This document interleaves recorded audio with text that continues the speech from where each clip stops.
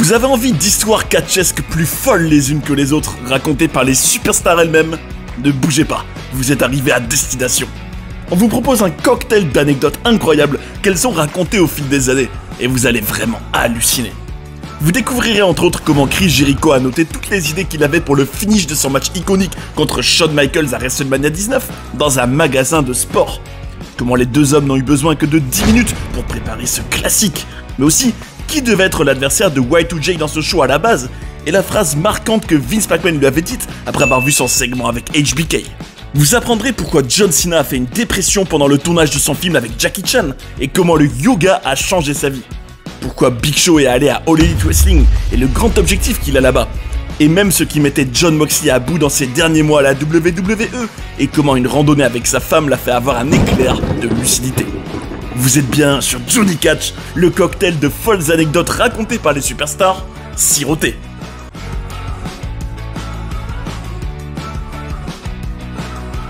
Certains matchs ne sont pas destinés à devenir des classiques, parce qu'ils n'ont tout simplement pas le temps et la construction pour le devenir. Mais ce match entre Shawn Michaels et moi à WrestleMania 19 en 2003 a pu avoir tous les outils pour devenir un classique. Et à mon avis, ça en est un. Chaque année, tout le monde veut voler la vedette. Chaque catcheur va avoir le meilleur match à WrestleMania. Et je peux honnêtement dire que pour WrestleMania 19, le meilleur match du show, c'était Shawn Michaels contre Chris Jericho. Et c'est pas juste mon opinion, mais ce que pensent les journalistes, les fans. On a atteint cet objectif qui peut paraître inaccessible. Shawn Michaels l'a fait de nombreuses fois. Moi, c'est probablement la seule fois que je l'ai fait. Je me rappelle que quelqu'un me disait que dans ce WrestleMania, le match entre Brock Lesnar et Kurt Angle était aussi super. Le fameux où à la fin Brock a failli se tuer en faisant la prise du Shooting Star Press. Mais comme Michaels disait, comment leur match peut être meilleur que le nôtre avec un finish où le gars atterrit sur sa tête? Il y a eu beaucoup d'années où certains matchs étaient prévus pour WrestleMania depuis des mois, et pour d'autres, les officiels n'étaient pas sûrs de ce qu'ils allaient faire avec tel ou tel gars. Je me rappelle qu'il avait été question à un moment, vers novembre ou décembre 2002, que j'ai un match contre Edge à ce WrestleMania. Puis on a fait mon talk show du Highlight Reel à Orlando avec Shawn Michaels. C'était juste censé être un segment où moi je lui dis qu'il est vieux, alors qu'il devait avoir 39 ou 40 ans à ce moment-là.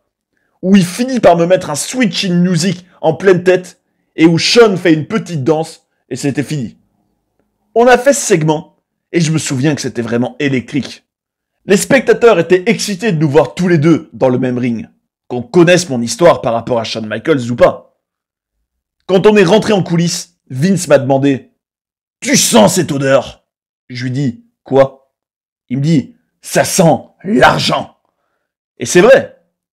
Il faut savoir que Shawn avait juste fait un match depuis son retour, et que c'était pas prévu qu'il fasse ce WrestleMania. Il n'avait toujours pas retrouvé sa confiance en lui. Quand on lui a proposé cette idée d'avoir un match à WrestleMania, il a dit que le seul avec qui il le ferait, c'était Chris Jericho. Pour ceux qui ne sont pas au courant, mes trois plus grandes inspirations en tant que catcheur, c'est Owen Hart, Ricky Steamboat et Shawn Michaels. J'ai calqué les premières années de ma carrière sur Shawn Michaels. Je faisais les mêmes spots aériens que lui. Je mettais les mêmes costumes que lui que quand il faisait partie de l'équipe des Rockers. J'avais même convaincu Lance Storm de le porter, alors qu'il est tout l'opposé d'un rocker. Alors quand j'ai eu la chance de travailler avec Michaels, je disais que l'histoire était déjà écrite. C'est comme dans les films classiques de karaté et de kung-fu, où le mentor affronte son élève. Dans le build-up qu'on a fait pour ce match, j'avais retrouvé des images du premier match de ma carrière, et j'avais fait le même spot que Shawn Michaels avait fait à SummerSlam en 1990. Et on a montré ces images côte à côte à Raw. On voyait que Chris Jericho avait complètement copié Shawn Michaels, prise par prise. Tout le monde comprenait l'histoire, et c'était très bien construit. Et tout le monde attendait aussi le retour de Shawn Michaels. La raison pour laquelle lui et moi, on a toujours eu une bonne alchimie, et même une des meilleures storylines de l'histoire de la WWE en 2008, encore une fois, c'est que mon avis, c'est parce qu'il était un babyface tellement excellent, et que moi, j'étais un excellent heel, donc il y avait une alchimie parfaite. C'est pour ça que j'ai toujours eu de bonnes storylines et de bons matchs avec The Rock, qui est lui aussi un excellent babyface. Et il y a toujours besoin d'un dragon pour avoir un tueur de dragons. On arrive au stade de WrestleMania 19 à Seattle, et en général, la veille du show ou 2 jours avant, il faut organiser un rendez-vous pour pouvoir aller dans le ring et s'entraîner pour son match. Il y avait un planning et on nous demandait quand est-ce qu'on voulait venir. Forcément, les matchs les plus importants étaient mis en priorité. Nous, on était à peu près au milieu de tout ça. Quelques jours avant le show, j'étais dans un magasin de sport et d'un coup, j'ai eu l'inspiration. Je demande à une vendeuse de me passer un stylo et un papier. Je lui promets que je lui rends juste après. Et là, j'ai écrit toute la fin du match. Et c'était long. Je suis resté une vingtaine de minutes à noter toutes ces idées. Après, j'ai mis le papier dans ma poche, j'ai relu ce que j'avais écrit le lendemain pour voir si ça avait toujours du sens. Et c'était le cas. Alors, j'ai présenté ça à Sean pour voir ce qu'il en pensait. Le jeudi midi, dans la semaine de WrestleMania, on s'est assis tous les deux au premier rang face au ring. Et en général, les catcheurs préparent leur match pendant des heures, parfois même des jours. Nous, avec Sean, on était assis et il me demande si j'ai des idées. Je lui dis qu'en fait, je pense avoir trouvé tout le finish de notre match. Et lui me dit qu'il pense avoir trouvé tout le début. Il m'a dit qu'il avait eu toutes les idées et qu'il avait dû les noter sur un papier. Je lui ai dit que c'est ce qui m'était arrivé à moi aussi. Il m'a raconté tout son début. Je lui ai dit que c'était super. Je lui ai raconté toute ma fin. Il m'a dit que c'était super. Ça a pris 10 minutes et on s'est dit « Allez, à dimanche !» Et cette histoire vous montre que quand vous avez une bonne alchimie et la psychologie du catch, vous n'avez pas besoin de préparer votre match pendant 6 heures ou de vous disputer pour telle ou telle prise. Ça a été préparé très rapidement et la prochaine étape, c'était l'exécution. Moi, je pensais que pour le finish, c'était moi qui devais gagner, vu la position dans laquelle j'étais.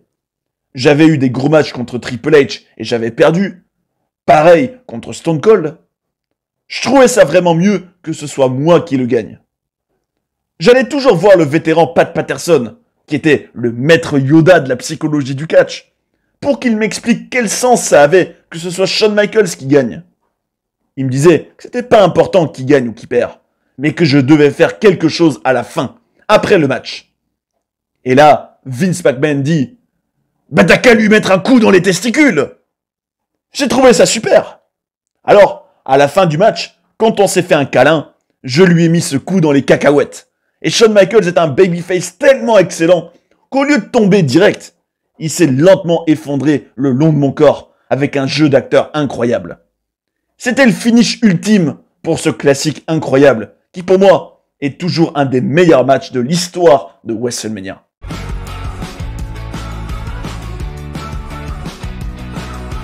Quand j'ai tourné le film Project Extraction avec Jackie Chan, j'ai fait du yoga. Du moins, ça y ressemblait, vu que c'était une routine d'étirement. Au moment du tournage, il s'en fichait de ma force. Il voulait juste que j'arrive à mettre des coups de pied plus haut que ma tête, ce qui était impossible pour moi. Je suis allé m'entraîner avec Jackie Chan pendant 3 ou 4 mois, et ils m'ont énormément étiré. J'ai tout de suite perdu 9 kilos, ce qui était très difficile pour moi. Je suis même tombé dans une dépression bizarre, parce que j'avais le sentiment de perdre tout ce que j'avais construit avec mes efforts pendant 30 ans. Mais j'ai appris à avoir moins mal, à être plus flexible. Et c'est une expérience qui a changé ma vie. Ça m'a appris l'importance de s'assurer que ton corps bouge bien. Dans le yoga, tu dois être détendu et présent. Ça m'a vraiment aidé à maintenir un équilibre face aux épreuves que la vie peut nous donner.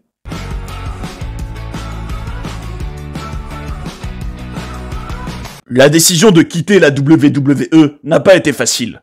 Mais la raison pour laquelle je suis parti à la base, c'est simplement parce que j'ai eu une opportunité.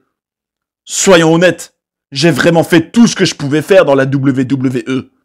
J'ai plus fait de face turn et de heel turn qu'un pilote du NASCAR qui prend un virage. Je voyais que la WWE voulait que j'aie un rôle d'ambassadeur, qui aurait été super. C'était comme un parachute doré. Mais pour ça, je devais finir ma carrière de catcheur. J'ai eu des blessures par le passé. J'ai été opéré à la hanche. Et en tant qu'athlète, quand tu te bats pour revenir, tu veux avoir des matchs. Et j'ai eu la chance d'avoir un match contre Drew McIntyre après WrestleMania 36. À ce moment-là, ça faisait 1 an que j'en avais pas eu. J'ai pu faire un angle pas très long avec Randy Orton. En tout, j'ai dû avoir 2 matchs en 1 an et demi. Et je suis un mec qui est habitué à catcher 4 ou 5 soirs par semaine. Je n'étais pas vraiment prêt à dire adieu à ma carrière dans le ring. Quand t'es catcheur, tu dois arriver à trouver un état d'esprit où tu es prêt à dire adieu aux fans et aux collègues avec qui t'as catché, avec qui t'as été en tournée. Tu dois avoir une paix intérieure pour pouvoir leur dire au revoir. Et moi, je n'avais pas cette paix. Je voulais juste catcher, peu importe ce que je faisais. Pour moi, All Elite Wrestling, avec Chris Jericho qui était déjà là, Jon Moxley, il y avait des gars que je connaissais comme Cody Rhodes. Je voyais ce qu'ils faisaient, et je voulais juste en faire partie. Est-ce que ça a le même impact global que la WWE? Non. Ça fait très longtemps que la WWE a construit ses fondations pour devenir le mastodonte que c'est aujourd'hui. L'AEW m'a attiré parce que j'avais la sensation que c'était plus sauvage, comme si on y revenait aux origines et aux fondements du catch. Et je voulais faire partie de ce processus où ils construisent quelque chose. À la WWE, ils ont un système et il fonctionne pour eux. C'est très structuré. Pour les talents, la possibilité d'être authentique et d'avoir leur propre carrière est limitée et protégée. Parce qu'à la WWE, ils ont une idée déjà définie de ce qu'ils aiment voir. Et c'est ce qui marche pour eux. Je critique pas. Pour moi, l'opportunité d'aider des jeunes talents et de les amener vers ce qui fait toute la beauté du catch, vers ce qui crée une connexion avec les spectateurs, c'est ce dont je voulais faire partie. Et je voulais aussi avoir des matchs. C'est de ça que j'ai parlé avec Tony Khan, le grand patron de l'AEW. Quand j'ai quitté la WWE, je ne savais pas si j'allais avoir un travail à l'AEW, ni ailleurs. Je me suis juste dit que si je pouvais pas catcher comme moi je l'entends, peut-être qu'il est temps pour moi de m'en aller. Après avoir eu l'occasion de parler de psychologie et de catch avec Tony Khan, pas forcément l'aspect lié à la production ou au divertissement, je voulais en faire partie. Je voulais aider l'AEW à grandir. J'ai eu beaucoup de chance d'avoir cette opportunité et de pouvoir recatcher devant les fans. Un de mes grands objectifs avec Tony Khan, c'est que je veux que l'AEW fasse une tournée au Royaume-Uni.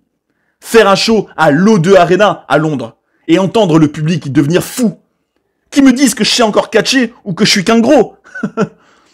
Je veux juste que les jeunes talents de l'AEW ressentent cette magie. Parce que c'est des souvenirs qu'on garde pour le reste de sa vie. Ma situation à la WWE était frustrante. C'est une des disputes que j'avais avec Vince McMahon. C'est quelqu'un qui innove, quelqu'un de brillant, une des personnes les plus intelligentes que j'ai vues de ma vie. Il comprend les dynamiques humaines. Mais je ne voulais simplement pas avoir un rôle de légende à la WWE. Je rigolais avec lui sur ça. Je lui disais d'arrêter de me mettre dans des segments avec des légendes, parce que j'étais pas encore prêt à aller dans une maison de retraite. Quelque chose que la WWE fait toujours, c'est d'utiliser tous les outils qu'ils ont à disposition pour faire de la promotion. C'était quand même une expérience gratifiante d'être assis sur le stage et d'être célébré pour le travail que tu as fait. Quand tu signes un contrat et que tu es payé là-bas, tu dois laisser ton ego de côté. Et si tu ne veux plus le faire, tu peux partir. J'ai toujours fait tout ce que la WWE m'a demandé. J'ai signé un contrat. C'est un travail. Un travail agréable et super. Mais c'est un travail. Et Vince McMahon, c'est ton patron. Parfois, ton patron va te faire des choses que t'aimes pas. Souvent, on me demande comment j'ai pu faire les choses les plus ridicules que j'ai faites à la WWE. Je dis toujours que j'avais le choix de soit les faire, soit rester à la maison et ne pas aller au travail. Tu fais ces sacrifices pour faire partie de quelque chose que tu aimes faire. Dans l'esprit de ceux qui s'occupaient de tout ce qui est créatif, ils avaient fait le tour avec moi de tout ce que je pouvais faire. Et ils étaient concernés par les talents plus jeunes. Et je suis d'accord qu'il faut s'occuper des talents plus jeunes. Pour autant, je pense pas qu'il faut négliger quelqu'un qui a toujours les capacités pour catcher et qui a la motivation et l'amour pour ce business. C'est pour ça que je suis reconnaissant d'être à l'AEW. Il y a tellement de choses que j'ai faites créativement à la WWE que j'ai pas aimé. Quelque chose que je devais toujours faire dans mes promos, c'était de dire à quel point j'étais imposant. J'ai toujours détesté mes promos, elles étaient nulles. Je devais toujours dire, je fais 2,10 m et je pèse 220 kilos. Ouais, sans blague, comme si ça se voyait pas. Les gars imposants, on sait déjà qu'on est imposant. On n'a pas besoin de courir partout et de le dire à tout le monde. Les scénaristes avaient une philosophie différente. Ils disaient que si t'es champion, tu dois le dire à tout le monde. Que si t'es un géant, tu le dis aussi à tout le monde. Je comprends, mais il y a une grande partie de ma personnalité de mon humour, de qui je suis, que j'ai jamais pu exprimer. Et maintenant, à l'AEW, j'en ai l'occasion.